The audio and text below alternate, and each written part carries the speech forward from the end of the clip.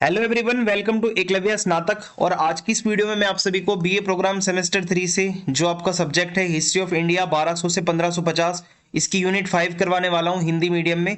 और easy summary होगी, means इस चैप्टर से मेन टॉपिक्स आपको कवर कराऊंगा 10 मिनट के अंदर अंदर। और आपको एग्जाम से पहले आप ये वीडियो देखोगे तो बहुत ज़्यादा फायदा होने वाला है। पीडीएफ नोट्स आपको प्रोवाइड करवा दिए जाएंगे बहुत जल्द। तो चलिए वीडियो को आगे बढ़ाते हैं। आपसे रिक्वेस्ट है, आप मुझे इंस्टाग्राम पे फॉलो कर लें। आपको कुछ भी पूछना हो तो आप मैसेज कर सकते हैं, यूजर नेम आप सभी के सामने लिखा ही हुआ है। और टेलीग्राम ग्रुप को आप जरूर ज्वाइन करें, वहां पे आपको पीडीएफ नोट्स प्रोवाइड करवा दिए जाते हैं। सो आप टेलीग्राम चैनल एकलव्य स्नातक 1 को सर्च मार के ज्वाइन कर लेना, वहीं पे ही आपको पीडीएफ्स वगैरह मिलेंगी। सो यहाँ पे सबसे पहले मैं आपको चिश्ती सिलसिले के बारे में पढ़ाने जा रहा हूँ। सूफी जो लोग होते हैं, जो सूफी संत होते हैं, उसमें चिश्ती सिलसिला होता है। सिलसिला मतलब क्या होता है, जैसे सूफियों में क्या होता है कि एक ना पीर होता है जिसको गुरु समझ लो, एक उसका चेला होता है जो उसका शिष्य होता है।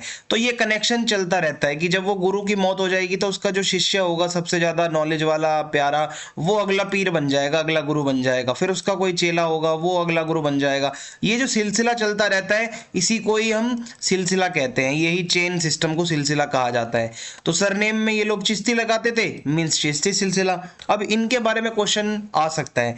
सो ख्वाजा मोइनुद्दीन चिश्ती ने ये स्टार्ट किया था चिश्ती सिलसिला मध्यकाल के अंदर, दक्षिण एशिया के अंदर जो हमारा एरिया आता है बेसिकली। और इस्लाम का प्रचार करते थे। चिश्ती सिलसिले के लोगों ने प्यार, प्रेम और एक दूसरे के धर्म का सम्मान करना, सहिष्णुता मीन्स दूसरे के धर्म को लेकर टॉलरेंट रहना, किसी को मतलब अगर कोई आपको कुछ बोल रहा है तो आप में सहन क्षमता हो। और आप जो है समावेशिता पर ध्यान दो, मीन्स सभी को साथ लेकर चलो। सो इस तरीके से सूफी वालों ने इस्लाम धर्म का प्रचार करा। और बहुत सारे अलग अलग धर्मों के लोगों को भी इन्होंने अट्रैक्ट किया, जिससे एकता की भावना बढ़ी। ठीक है। और मैं अगर आपको बताऊं सांस्कृतिक संश्लेषण, अब ये चिश्ती संत जो होते थे ये अपने साथ मध्य एशियाई कल्चर लेकर आए थे। मींस ये लोग सेंट्रल एशिया के थे ज्यादातर। तो जब ये दक्षिण एशिया मींस हमारा इंडिया, पाकिस्तान और ये जो एरिया है पूरा, यहाँ पर जब ये लोग आए तो संस्कृतियों का टकराव हुआ। मींस मध्य एशिया की संस्कृतियों को ये लोग इंडिया में लेकर आए, वहाँ के रीति रिवाज, वहाँ की भाषा, ठीक है, इस तरीके से। और समाज कल्याण की बात करें तो चिश्ती संत जो होते थे वो समाज कल्याण के लिए भी बहुत ज्यादा सोचते थे। उन्होंने एक अपना आश्रम टाइप से बनवा रखा था जिसको खानकाह कहा जाता था। वहां पर आध्यात्मिक केंद्र की तरह वो लोग काम करते थे, मींस वहां पर मेडिटेशन करते थे। वहां पे एक लंगर व्यवस्था भी होती थी, जैसे भंडारा होता है मंदिरों में, सो वो भी होता था। वहां पर जो लोग दुखी होते थे वो वहां पे पीर का आशीर्वाद लेने आते थे, झाड़ा डलवाने आते थे, मींस लोगों को मदद भी मिलती थी वहां से। फिर उसके बाद आता है आध्यात्मिक मार्गदर्शन। तो चिश्ती सिलसिले वालों ने एक तरीके से आध्यात्म का रास्ता अपना रखा था। मींस वो अपना पूरी तरीके से जो होता है कि ईश्वर के साथ एक संबंध बनाने में विश्वास रखते थे। मींस हमें क्या करना है, मटीरियलिस्टिक चीजों के पीछे नहीं भागना, हमें सीधा ईश्वर के साथ अपना कनेक्शन बनाना है, कोई बिचौलिए की जरूरत नहीं है, ऐसा ये लोग कहते थे। और शासकों पर भी इनका बहुत प्रभाव पड़ता था। चिश्ती संतों से बहुत सारे राजा महाराजा भी बहुत खुश थे, और खुद अकबर भी जाता था भाई सूफी संतों की दरगाहों पर। और बड़े बड़े जो होते हैं, जो मतलब बादशाह थे उस टाइम के, वो भी सूफी संतों की दरगाहों पर आया करते थे। सो आप ये समझ लो राज्य के साथ तो इनके संबंध बहुत अच्छे होते थे। और इनका जो वो आश्रम टाइप से होता था ना, खानकाह, वो टैक्स फ्री होता था, उस पर राज्य टैक्स भी नहीं लगाता था। और मैं आपको बताऊं तो चिश्ती सिलसिला यही है कि भाई दक्षिण एशिया के अंदर मिडेवल इंडिया को जब हम पढ़ते हैं तो भाई सामाजिक और सांस्कृतिक रूप से एकता के ऊपर इन्होंने ध्यान दिया, प्यार को बढ़ाया, लोगों के बीच में सभी को समावेश यानी कि सभी को साथ लेकर चलना, ये इन्होंने सोचा, समाज का कल्याण हो, इस पे इन्होंने जोर दिया। ये सारी बातें आएंगी। अब अगला टॉपिक हमारा कबीर जी का है। कबीर के ऊपर भी आता है आपके पेपर में। तो कबीर के बारे में आप ये बताओगे, 15वीं सदी के ये रहस्यवादी कवि थे, संत थे, समाज सुधारक भी थे। और इन्होंने हमारा हिंदू धर्म का जो भक्ति आंदोलन है उसके बहुत बड़े कवि माने जाते हैं, क्योंकि इन्होंने अपनी शिक्षाओं से लोगों को प्रेरित करा। उन्होंने ऐसी ऐसी शिक्षाएं जी, जो ऐसी कविताएं जी मतलब दी, जो दोहों के रूप में लिखी जाती है। कबीर के दोहे, आपने ये वर्ड सुना होगा बचपन में भी क्लासेस में।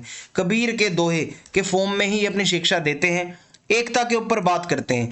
संत कबीर ने ईश्वर को एक बताया। उनका मानना है कि एक ही ईश्वर है, बस उसके नाम अलग अलग हैं। मतलब रास्ता सभी का सेम है, सॉरी मतलब जो डेस्टिनेशन सभी की सेम है, पर रास्ते अलग अलग हैं। कोई खुद को हिंदू कहता है, कोई खुद को मुस्लिम कहता है, कोई खुद को सिख कहता है। डेस्टिनेशन वही है, एक ही ईश्वर है, बट रास्ते अलग हैं। फिर है अनुष्ठानों और हठ धर्मिता से परे। कबीर कहते हैं कि जो ऐसे अनुष्ठान है, ढोंग ढबास, बहुत ज्यादा आडंबर, ऐसी चीजों से दूर रहो। कठोर तपस्या एंड ऑल, जो यज्ञ बलि, इसको इन्होंने गलत माना है, इन्होंने अपने अकॉर्डिंग। ये कहते हैं ऐसी जो कुप्रथाएं हैं वो खत्म होनी चाहिए समाज में, हमें सीधा भगवान के साथ अपना एक कॉन्टेक्ट बनाना चाहिए, बिचौलियों का काम खत्म करो। फिर है समानता और भाईचारा। कबीर ने सभी इंसानों को एक साथ रहने की बात करी है कि भाई भाईचारे के साथ रहो, किसी के साथ ऊंच नीच जाति पाति भेदभाव मत करो। आंतरिक यात्रा और आत्म साक्षात्कार। कबीर कहते हैं कि हमें अपने अंदर झांकना चाहिए, अपने आप से बात करो, सेल्फ इंट्रोस्पेक्शन करो, खुद से बातें करो, खुद को जानो, एक सच्चाई की तलाश पर निकल पड़ो, और अपना ही रूप अगर आप समझ लोगे सही से तो आपको सत्य की वो मिल जाएगी एक तरीके से, मतलब आप सत्य पता कर लोगे अगर आप अपने आप को अंदर से पहचान लेते हो। अब दुनिया भर में मत ढूंढो किसी को जो आपको सुख देगा, सुख आपको अपने आप से ही मिलेगा, बट आप अपने आप को पहचानो जब अंदर से आप खुद को पहचानोगे। वैराग्य और सरलता। कबीर ये कहते हैं भाई सिंपल लाइफ जियो, विनम्र, कोई किसी से लगाव मत रखो। भौतिक संपत्ति, ये पैसा धन दौलत गाड़ी बंगला शोहरत दौलत, ये सारी चीजें ये कहते हैं कि ये तो है ही नहीं, ये कुछ आप जो है ये सब चीजें छोड़ो।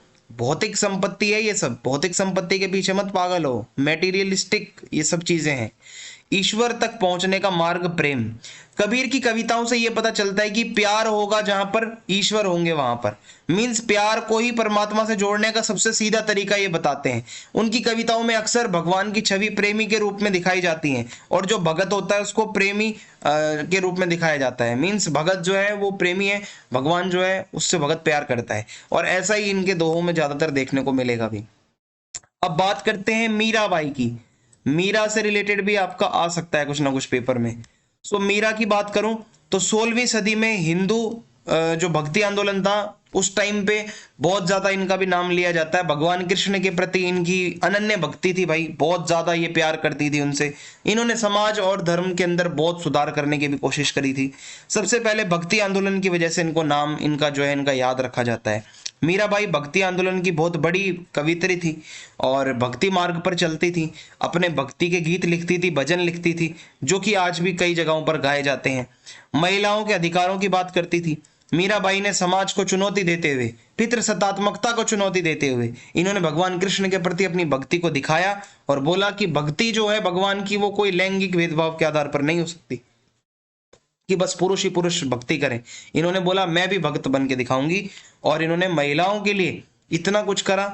महिलाओं के ऊपर जो प्रतिबंध होते थे, महिलाओं के ऊपर जो भी उस टाइम पे कुरीतियां थी, उसका इन्होंने विरोध करा, कड़ा विरोध करा। सामाजिक समानता पे ये बहुत विश्वास रखती थी। इन्होंने भगवान कृष्ण के प्रति अपना जो प्यार था उसको बताते हुए ये भी बोला है कि हमें समाज में ऊंच नीच नहीं करनी चाहिए, हमें जो है भगवान की भक्ति करनी चाहिए। ये जो ऊंच नीच है, क्योंकि इन्होंने जो जिसको गुरु बनाया था वो खुद उस टाइम पे एक निम्न जाति के थे, लेकिन ये जो थी ये एक बड़ी जाति से आती थी उस टाइम। तो ऐसा माना जाता है कि ये भेदभाव नहीं रखती थी, ऐसा होता तो वो क्यों किसी को ऐसा गुरु बनाती। और अनुष्ठानों और औपचारिकता की आलोचना। मीराबाई कहती है जो कुछ धार्मिक प्रथाएं होती हैं, कुछ रिचुअल्स होते हैं, अनुष्ठान, कठोर यज्ञ करना, बड़े बड़े समारोह करना, सेरेमनीज करना, ये सब गलत है। भगवान को आप सिंपल जो गरीब आदमी है जिसके पास 1 रुपया भी नहीं है वो भी भगवान को पा सकता है।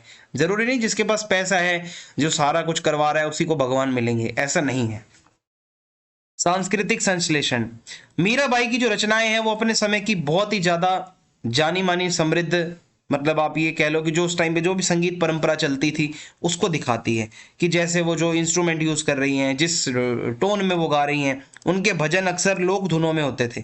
मीन्स जो फोक टून्स जो होती हैं, जो लोग गाते हैं लोकल लेवल पर, सरल संगीत के वाद्य यंत्र होते थे, ठीक है, जो भी इंस्ट्रूमेंट होता था, तो जिससे कि ज्यादा से ज्यादा लोग आकर्षित हुए इनसे, अलग अलग बैकग्राउंड वाले लोग आके इनसे जुड़े। आध्यात्मिक मुक्ति। मीराबाई का जीवन और इनकी शिक्षाएं जो हैं वो यही है कि ये भाई मुक्ति चाहती थी आध्यात्मिक रूप से। मीन्स वो मुक्ति के लिए ही भटकती रहती थी, भगवान कृष्ण को प्यार करना और उन्हीं को प्यार करते हुए मोक्ष के मार्ग पर वो चलती थी। वो सोचती थी भगवान कृष्ण को जब तक प्यार करूंगी यही मोक्ष का मार्ग है। परमात्मा से मिलने के लिए उन्होंने प्यार करा, समर्पण दिया, ठीक है, भक्ति पर जोर दिया। साहित्य की बात करें तो भाई मीराबाई को कवित्री के रूप में भी याद रखा जाता है। आज आपकी हिंदी की किताबों के सिलेबस में भी इनकी भक्ति गीतों को डाला जाता है, आपको पढ़ाया जाता है, पूरे भारत में इनकी रचनाओं को पढ़ा जाता है। और संक्षेप में बताऊं तो समकालीन जो आज सामाजिक धार्मिक जीवन है में मीराबाई का बहुत बड़ा योगदान रहा है। भगवान कृष्ण की भक्ति आज भी होती है, आज भी मीरा का नाम चल रहा है। महिलाओं के अधिकारों की बात होती है तो इनका नाम आता है। समाज में समानता की बात इन्होंने करी थी तो इनका नाम आता है। रीति रिवाजों की आलोचना करी थी तो इनका नाम आता है। तो इनको आप हमेशा याद रखना। यही था आज का हमारा चैप्टर। वीडियो को लाइक करें, कमेंट में फीडबैक लिखें और वीडियो शेयर करें। जय हिंद, जय भारत।